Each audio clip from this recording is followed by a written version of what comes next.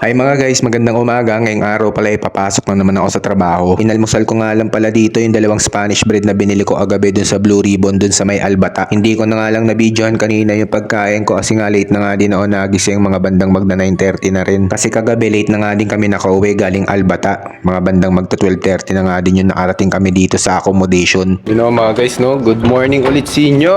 Magandang araw ulit sa inyo mga guys. At papasok na naman tayo ulit ngayon sa trabaho. So time check muna tayo. Time check. 10:26 na ng umaga dito. Naantay ko na lang yung driver. At wala pa si Pakistani boy. Ingat-ingat pala sa mga papasok ngayon sa trabaho. Tsaka sa eskwelahan kung may pasok sa eskwelahan. So ayan mga guys, papaaraw lang ako. Kasi malamig yung simoy ng hangin dito eh. Ginawa ko eh. Tsaka syempre naligo ako kaya ayun. Mga di pala nakakaalam, ginawin pala ako. Tsaka yung pasok ko dito, pag hindi Ramadan, alas 5 ng umaga yung duty ko. So gising ko noon.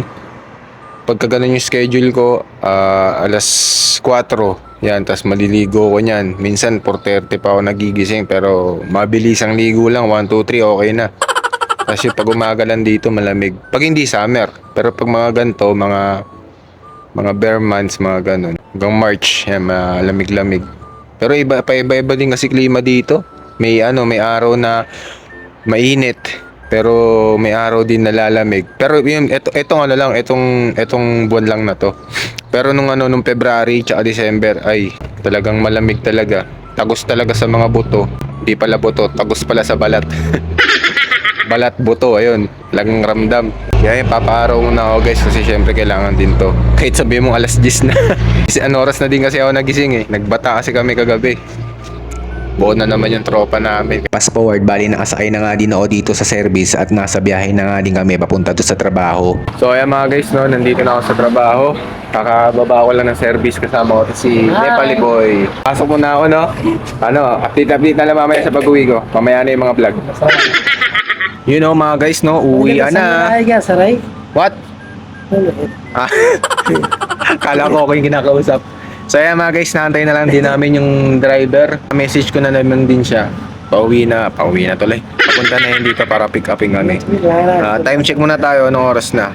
Yun, 6:41 na. Late na ako lumabas kasi norsa tayo nakapasok kanina.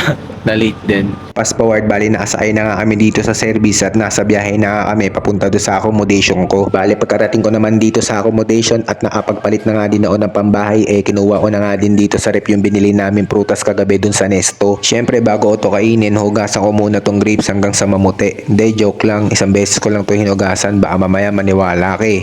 Ngi. Tara, kain na po pala mga guys. Ito na nga lang din pala yung gagawin kong hapunan mga guys dahil nga kanina nakapagkabsa naman ako. Talagang inaraw-araw na. Ngi, gonggong! Pagkatapos ko nga kumain na itong ubas, ang sunod ko nga kinain itong saging. So paano ba mga guys, hanggang dito na lang muna no. At salamat sa pagsama nyo sa akin sa araw na to na walang kakwentang-kwentang vlog. Ngi, gonggong! Kita-isa lang tayo bukas mga guys. Bye-bye!